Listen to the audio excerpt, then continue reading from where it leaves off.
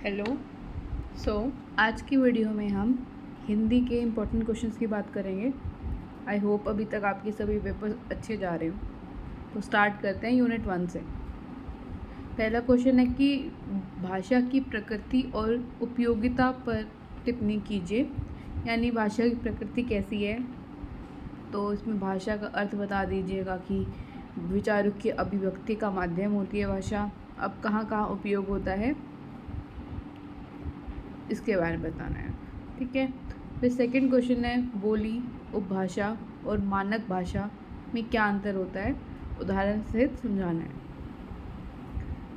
Third question शिक्षा, समाज, शोध और राजनीति में भाषा का योगदान क्या है, मतलब इन सभी क्षेत्रों में कहाँ कहाँ काम आती है भाषा।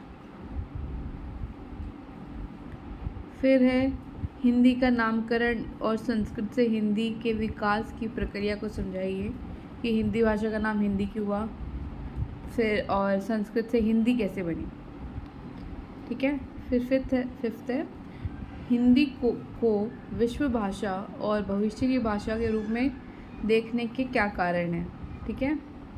जैसे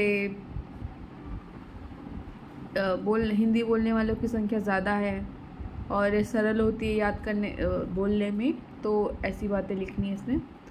6th क्वेश्चन है श्रवण, वाचन, पठन और लेखन, इन चारों मूलभूत भाषा कौशलों का परिचय दीजिए। श्रवण तो होता है सुनना, वाचन मतलब बोलना, पठन पढ़ना होता है, लेखन यानी लिखना। तो इनके बारे में बताना है, ठीक है। क्वेश्चन नंबर 7 है हिंदी गद्य साहित्य की परंपरागत विधाओं को संक्षिप्त प्रकाश डालिए।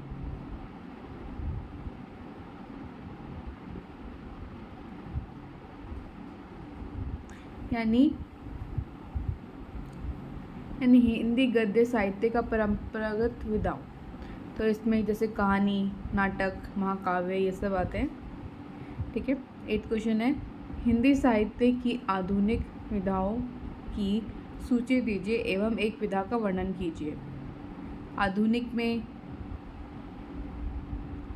फिर है हिंदी व्याकरण में उर्दू, अंग्रेजी और संस्कृत से आए प्रत्ययों का महत्व बताइए।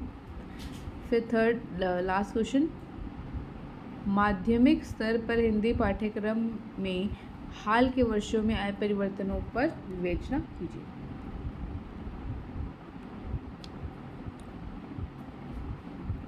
ठीक है, ये फिर से यूनिट 1 थोड़ी सी बड़ी है, तो ज़रा इसको ध्यान से पढ़ना।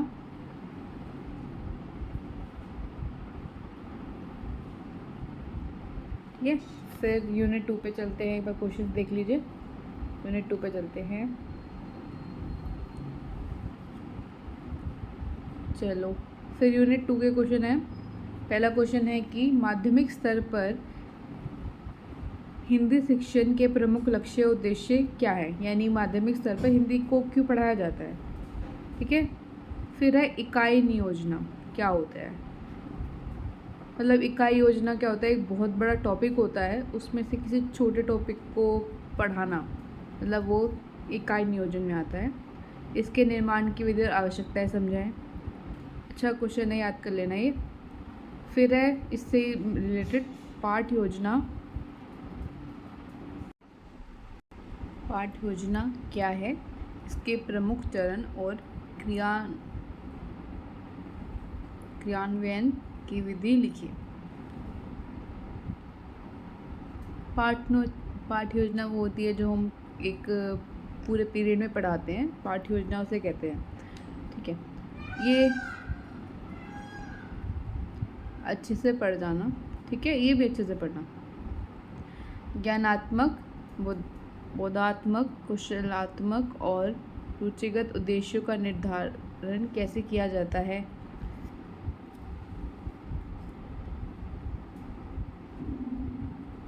यानी ये उद्देश्य के प्रकार है बस, और कुछ नहीं है।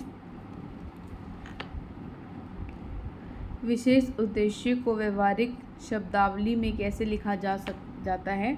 संरचनात्मक उपागमन आधारित पाठ योजना का अभ्यास कैसे किया जा सकता है। ठीक है। इसमें तो देखो ये स्टार्टिंग के ना 3 क्वेश्चन मिस मत करना, ठीक है। ये 4th भी कर लेना, करने तो सारे ही हैं वैसे आप लोगों को, लेकिन जो ये मेन है इन्हें स्किप मत करना।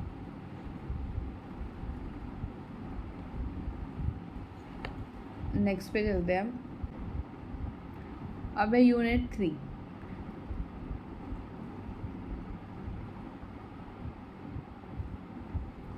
फर्स्ट है माध्यमिक कक्षा में गद्य शिक्षण क्यों आवश्यक है।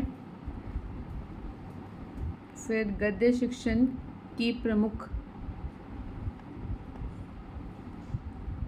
तो पहला क्वेश्चन है माध्यमिक कक्षा में गद्य शिक्षण क्यों आवश्यक है, ठीक है। फिर सेकंड क्वेश्चन है गद्य शिक्षण की प्रमुख विधियों, अर्थबोध, व्याख्या, इन सबको परिचय देना है कि कैसे कैसे क्या होता है ये। फिर थर्ड है पद्य शिक्षण की विधियों, इनके बारे में बताना है। फिर फोर्थ है कि माध्यमिक स्तर पर व्याकरण शिक्षा क्यों ज़रूरी है, ठीक है, और इसका मूल्यांकन कैसे कर सकते हैं, ठीक है। फिर फिफ्थ है शिक्षण में दृश्य उपकरणों मतलब चार्ट, नक्शा, इन सब को कैसे इस्तेमाल किया जा सकता है, ठीक है। फिर सिक्स्थ है श्रव्य उपकरणों और इन सब को क्या लाभ है, जैसे सीडी, रेडियो, कैसेट यानी अखबार, पत्रिकाएं, इनको हिंदी में पढ़ाने टाइम कैसे काम आते हैं। फिर क्वेश्चन है टेलीविज़न, कंप्यूटर, इंटरनेट का शिक्षण में प्रयोग, ठीक है, मतलब ये कैसे काम आते हैं। भाषा प्रयोगशाला की भूमिका और उपयोगिता पर संक्षेप में लिखी, ठीक है। तो बस यही चीज़ है कि हिंदी को पढ़ाने के लिए ये सब चीज़ें किस काम आती हैं, कैसे कैसे काम आती हैं, तो अच्छे से पढ़ लेना।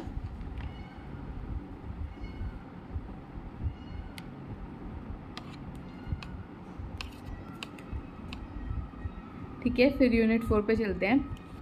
यूनिट 4 भाषा अधिगम मूल्यांकन, ठीक है। भाषा अधिगम मूल्यांकन की संकल्पना, उद्देश्य और महत्व बताना है कि मूल्यांकन, ये सब आपको अभी तक पता होगा क्या होता है ये, मतलब क्या सीखा है उसका मूल्यांकन करना कैसे करेंगे, ठीक है, और क्यों ज़रूरी है मूल्यांकन करना, ठीक है। चलिए, सतत एवं व्यापक मूल्यांकन CCE, शायद आपने थर्ड पेपर में CCE पढ़ा होगा, तो फिर से वही है CCE होता क्या है, ठीक है। ये स्किप मत करके जाना, पढ़ जाना इसको अच्छे से। फिर है थर्ड क्वेश्चन लेखन, पठन, श्रुतलेख, सुलेख और इन सब का मूल्यांकन कैसे किया जा सकता है, ठीक है, मतलब मूल्यांकन की विधियाँ आपको आनी चाहिए। फोर्थ है कक्षा सहगामी गतिविधियों, गीत, अभिनय, संवाद के सतत मूल्यांकन की प्रक्रिया बताइए कि इन सब से मूल्यांकन कैसे किया जाता है। फिर फिफ्थ है छात्रों के भाषा अधिगम का संचयी वृत्त क्या होता है, इसका निर्माण कैसे किया जाता है, मतलब बच्चों के अधिगम की पूरी रिपोर्ट क्या होती है, ठीक है, मतलब उन्होंने क्या समझा, पढ़ा, उसकी पूरी रिपोर्ट बनाना और उसका निर्माण कैसे किया जाता है, ठीक है, ये भी अच्छे से पढ़ जाना, ठीक है। चलो एक बार सारे क्वेश्चन देख लेते हैं कि ये तो करके जाना है, ये भी करना है, बिल्कुल स्किप मत करना है सब चीज़ें, ठीक है। यूनिट 4 तो छोटी सी है, इसमें सारे क्वेश्चन पढ़ लोगे तो अच्छी बात है। यूनिट 3 है ये, यूनिट 2 और यूनिट 1, ठीक है। ये सभी पढ़ जाना और इतना मुश्किल नहीं आएगा कुछ भी, बस अच्छे से ये सारी चीज़ें पढ़ के चले जाना, ठीक है। और इसके नोट्स ऑलरेडी अपलोड कर चुकी हूँ, तो देख लेना, और कोई हेल्प चाहिए हो तो प्लीज़ कमेंट कर सकते हैं आप। Okay, best of luck. और अभी तक आपने चैनल को सब्सक्राइब नहीं किया तो प्लीज़ कर दीजिएगा, ठीक है। Okay, best of luck.